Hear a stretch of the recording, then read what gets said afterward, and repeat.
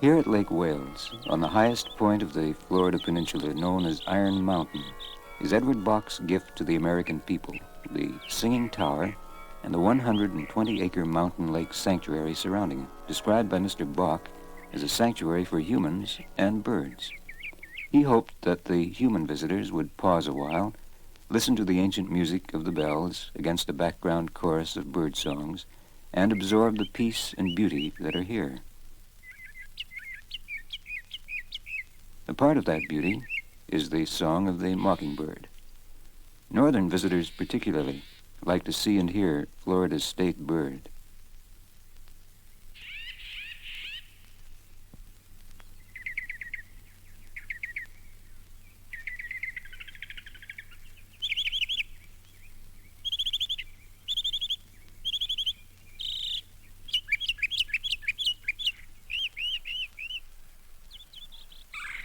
The most common woodpecker in the sanctuary is the red-bellied. The big trees that attract woodpeckers are numerous.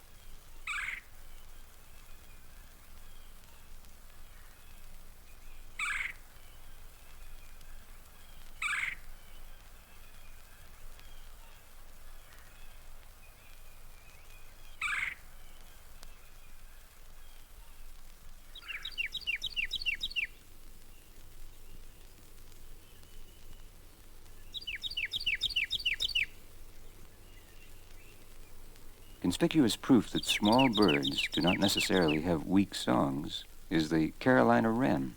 This 6-inch bird has projection that would do credit to a metropolitan opera soprano.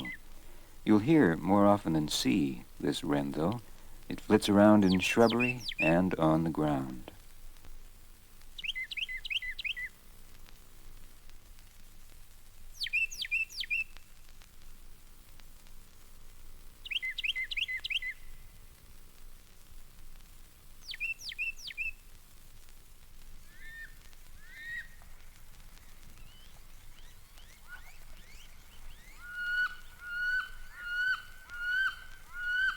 The most talked about and photographed of all the birds in the sanctuary are the wood ducks.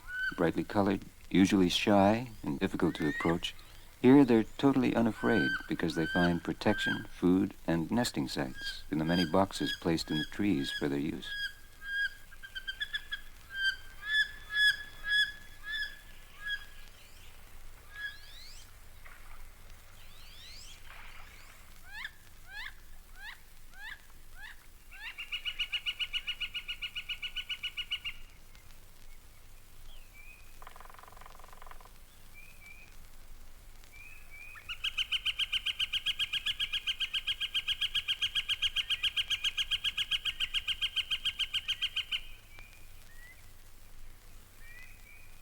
A sudden flash of gold in the sunlight. The undersides of the yellow shafted flicker, wings reflecting the sun's rays with a breathtaking glow.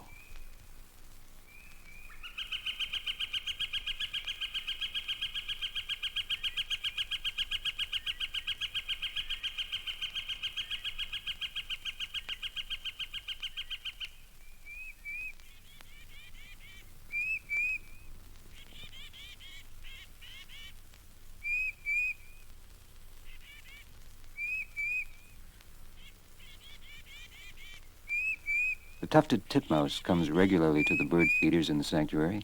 Its sprightly notes remind northerners of the chickadees they've left behind.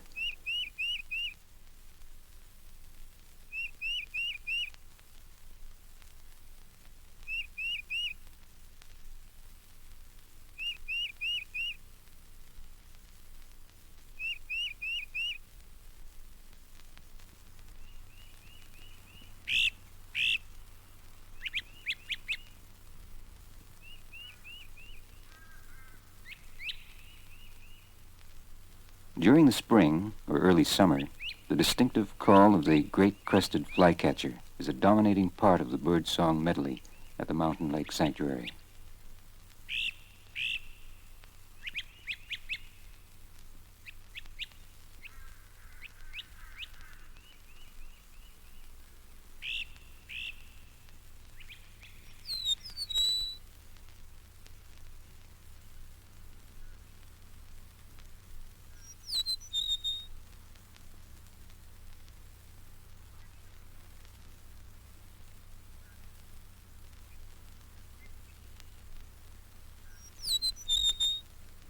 A dweller of the grassy fringes of the sanctuary is the eastern meadowlark.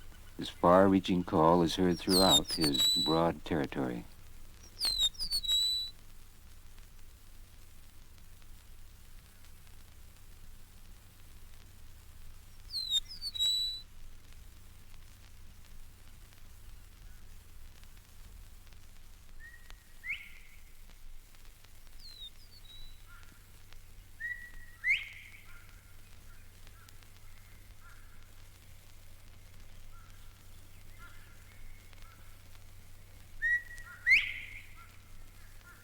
Not much larger than a meadowlark is the bobwhite, a typical bird of southern fields and open brushland.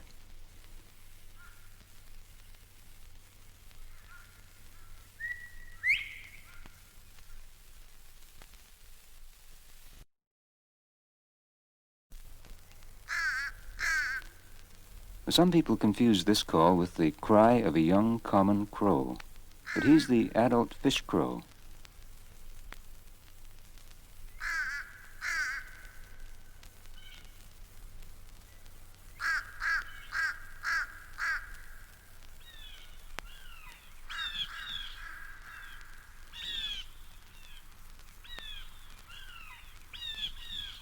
If the blue jay were rare, we would seek it out and admire its wonderful color. But because it's seemingly the most common bird in the sanctuary, we hardly notice it. The jay makes sure it's heard, though.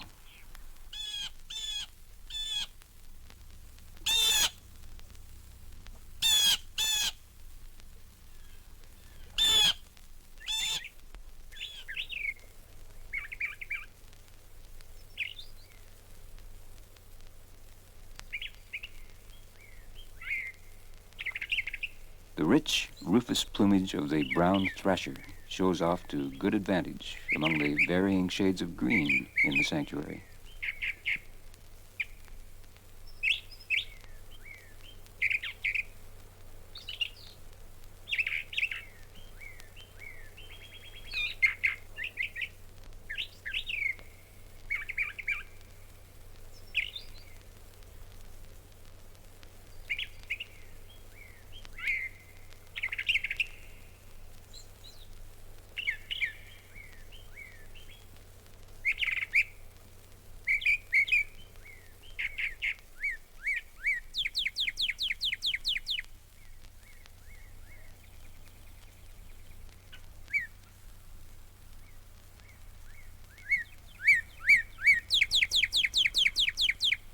One of the most popular birds here is the cardinal.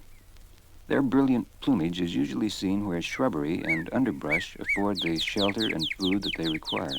Visitors enjoy taking their pictures at close range at the photo blind.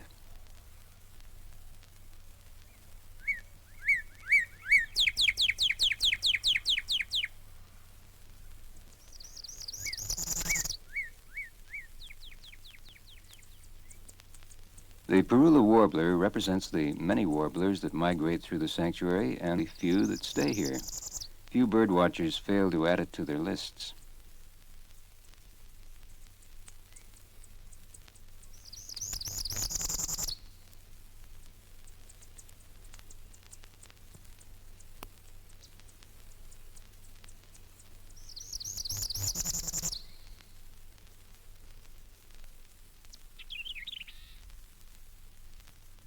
Most sanctuary visitors never see the white-eyed vireo, but it's busily searching out insects in the shrubbery and now and then singing its un-vireo-like song.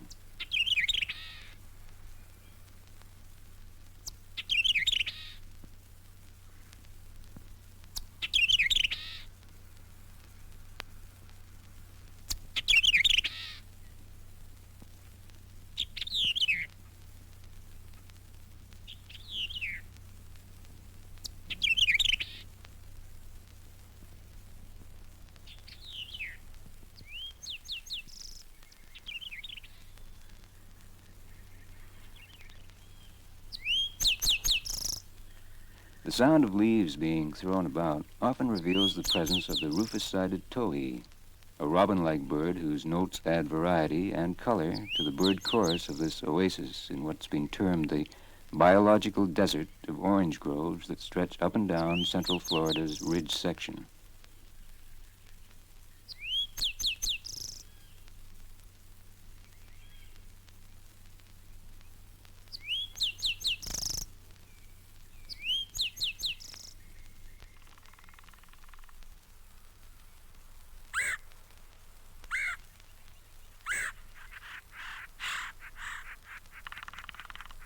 The abundant, flashy, red-headed woodpeckers.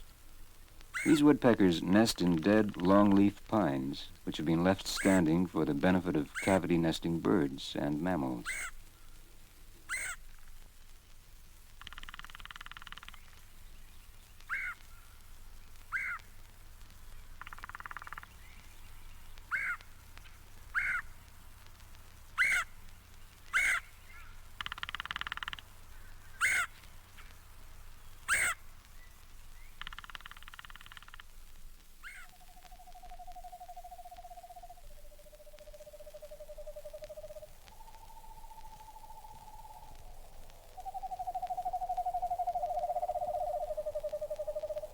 The quavering call of the screech owl is usually a night sound, but often on overcast days, these tremulous, haunting notes are heard, sometimes barely audible.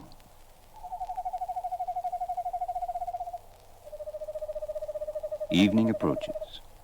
The chuck-will's widow and the nighthawk join the chorus of voices as the intricate web of life continues through the night in the mountain lake sanctuary.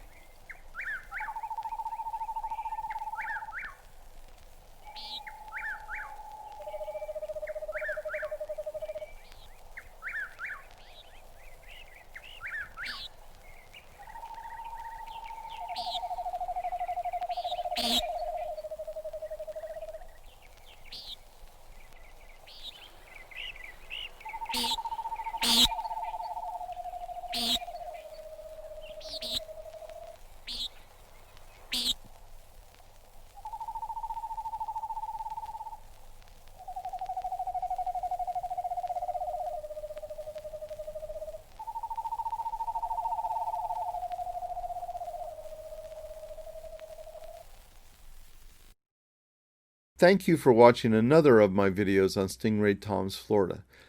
Please like, subscribe, and hit that notification bell to find out when the next of my videos is released. Stingray Tom's Florida, traveling through time around the Sunshine State.